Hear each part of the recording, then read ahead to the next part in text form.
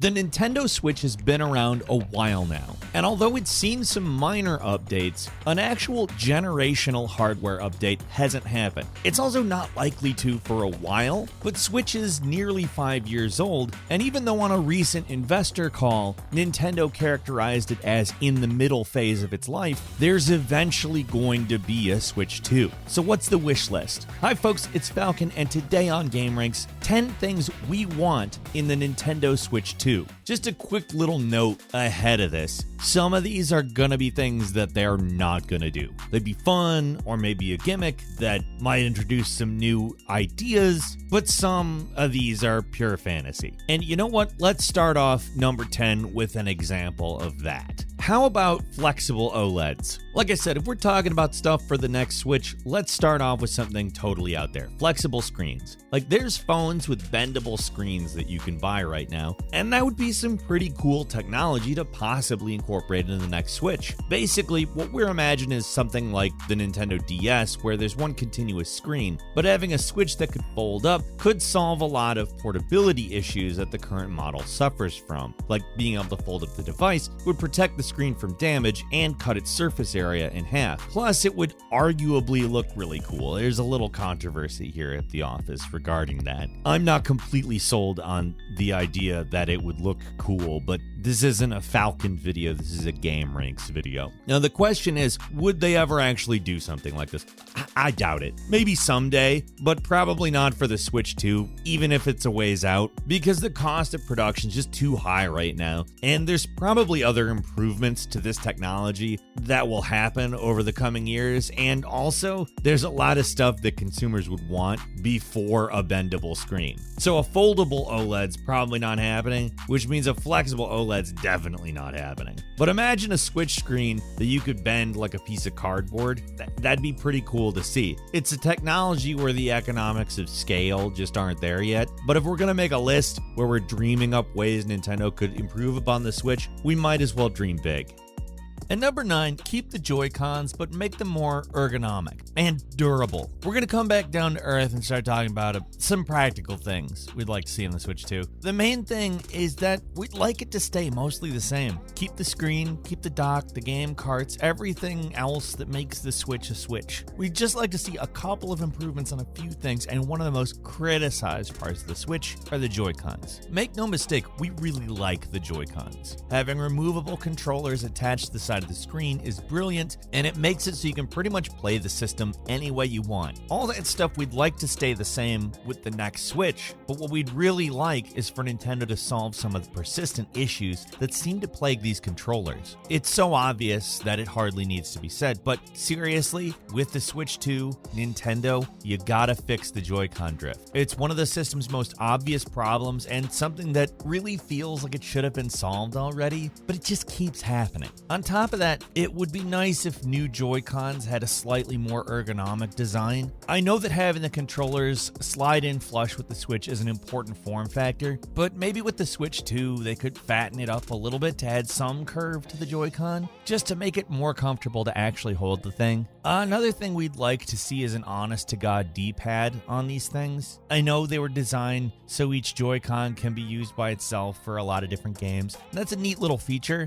but sometimes we're just curious about what the alternative would be. I'm not saying for sure that it would be better, but it would maybe be nice to have the option. Like, you could buy D-pad Joy-Cons or button Joy-Cons.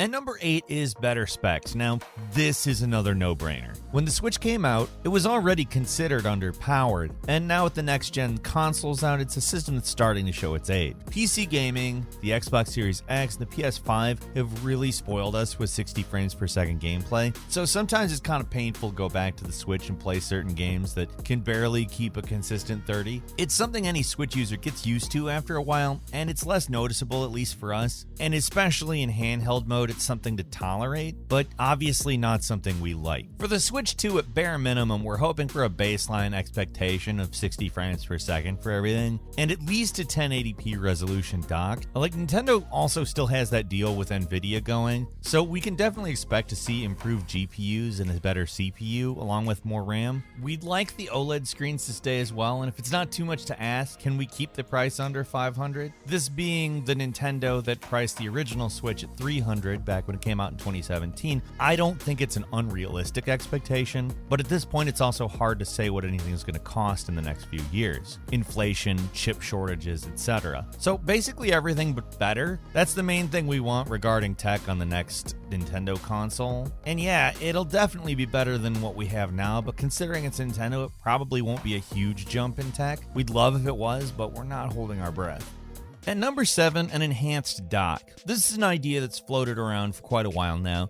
First, it was speculated to be some kind of standalone product Nintendo might put out. Then it was rumored to be part of the Switch Pro that'll probably never materialize, and now we're kind of just hoping they do it for the next Switch. The idea here is that instead of simply being a charging station for the Switch, the dock would provide some kind of additional processing power to the Switch when plugged in. That way, you might be able to utilize DLSS support to upscale to 4K, but only when the Switch is actually in the dock. For the next gen, I doubt Nintendo's going to make handheld mode 4K. I mean, the screen would be too small to justify it anyway, even if they did bump up the screen size by a few inches. Like, it doesn't make sense. For players who would like to experience games in 4K on the Switch, though, this would be a great middle ground solution. It's hard to say how much more expensive something like this would be, but Nintendo could always release a handheld-only Switch 2 like the Switch Lite for people who aren't interested in the higher resolution on the TV anyways. There are third-party docks out there that say they can do something like this, but we'd prefer some kind of official solution. And I think we're being fairly realistic here. We're not even expecting 4K resolutions, just 1080p upscaled to 4K. And to us, that sounds like the sort of thing Nintendo might do. Nintendo always puts consumer friendliness over graphical fidelity, but there's ways they could possibly make the hobbyists and casual Nintendo fans happy. An enhanced dock.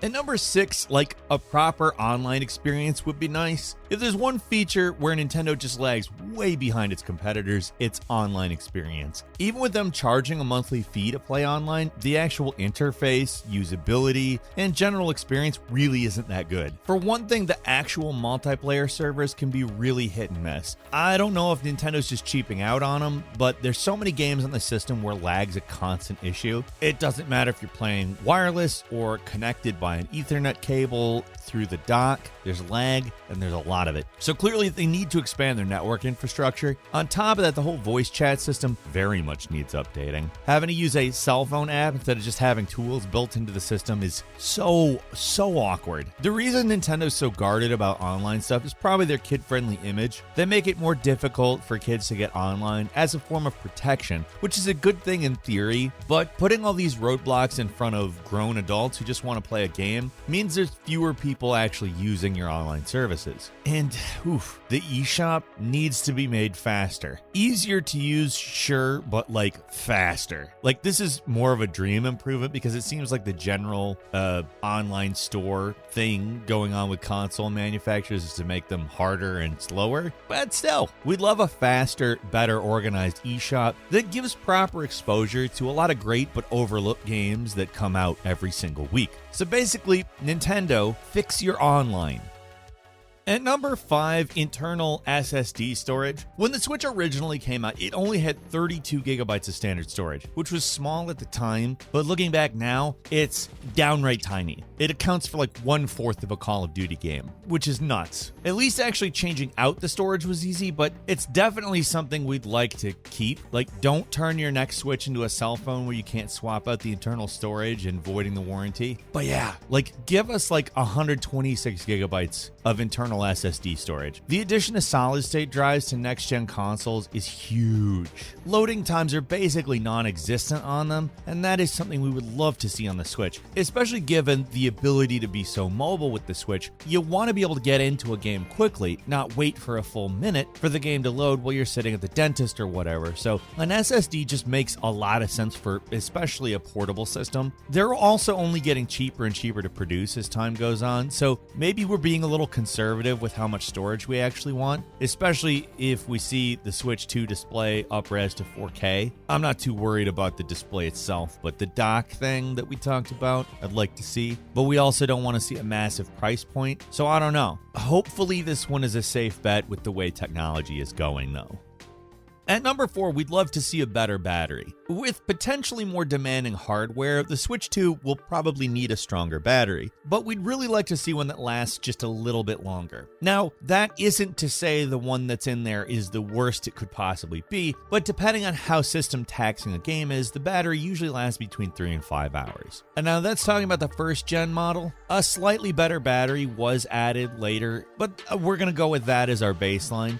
What we'd really like to see is a battery that can make the Switch last like maybe 6 to 7 hours, or at least shoot for that if that's not realistic. It'd be nice if Nintendo included some like battery saving options. There's a few things you can do like disable vibration and lower screen brightness, but some kind of all-encompassing battery saver mode would be really nice to see. For some people, the current battery life of the Switch is more than enough, but for a lot of people who spend time commuting or waiting around at airports, having to rely on a free plug-in or a portable charger all the time can get really old, so anything Nintendo can do to improve the battery for the next Switch, that'd be fantastic.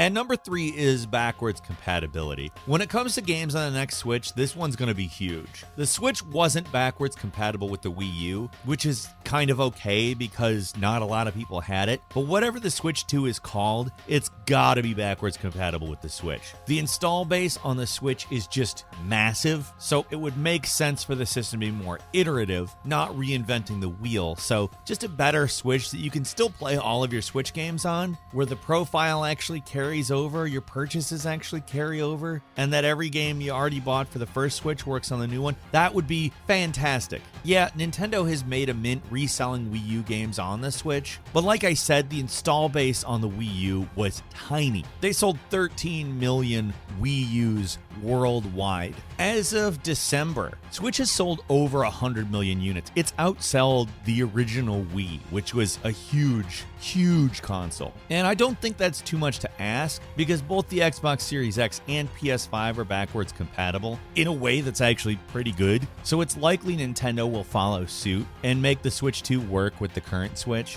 While we're here, another thing we'd love to see would be patches for backward compatible games. Like, it would be great to play Breath of the Wild 60 frames per second without using an emulator. And it's something that other console makers are doing, but it feels less like something Nintendo would do. Yeah, they patch their games, but for the most part, it seems like they usually want to put out a new version that you could buy or just do nothing at all. I may be completely off about this, because maybe in a couple of years, this will be like a consumer expectation that they have to cater to, but it also seems like something they'll be slow to embrace. Even if Nintendo's next system isn't just an updated Switch, even if it's something entirely different, which is unlikely, please keep the backwards compatibility. It's just nice. And number 2 is a more customizable experience, a simple one, but another thing fans complain about with the Switch is the interface. It's really basic. Yeah, that makes it easy to scroll through on handheld mode, but there's a lot of people out there that like a more personalized experience, and we think Nintendo could potentially expand things with the next system. Because at this point, it's pretty clear there won't be a patch coming that adds a real system menu like many people would like what people thought would happen when the Switch first came out.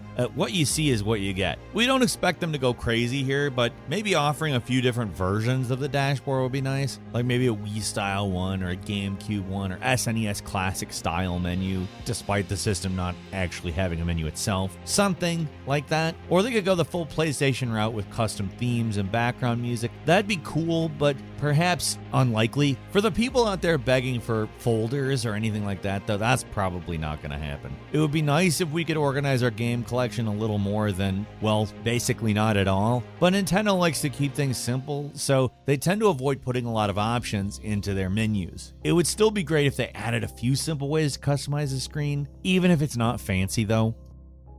And finally, number 1, something totally out of left field. If there's one thing Nintendo doesn't do, it's rest on its laurels. Like, look at the recent history. From the GameCube to the Wii to the Wii U to the Switch. Like, the Wii U could have been a slightly better Wii, but it wasn't. They added a whole new mechanic that just changed everything up. The Switch was a huge jump for them, and anything but just a standard console release. A lot of people were even suspicious about it, except for me, if you remember. I was one of the people who said it was gonna be big. But, I mean, yeah, in many ways, all of these consoles are just iterations of the last one in one way or another. Probably most obvious between the Wii U and the Switch. But they all added something new and big to the equation instead of just being the same thing but slightly better. That's kind of the big question mark with Switch 2. Will it actually just be the same thing as the Switch with more power, or will Nintendo do something different? For us, and I think probably most people, we'd be happy with more or less the same thing with a new coat of paint and maybe some upgrades in the engine.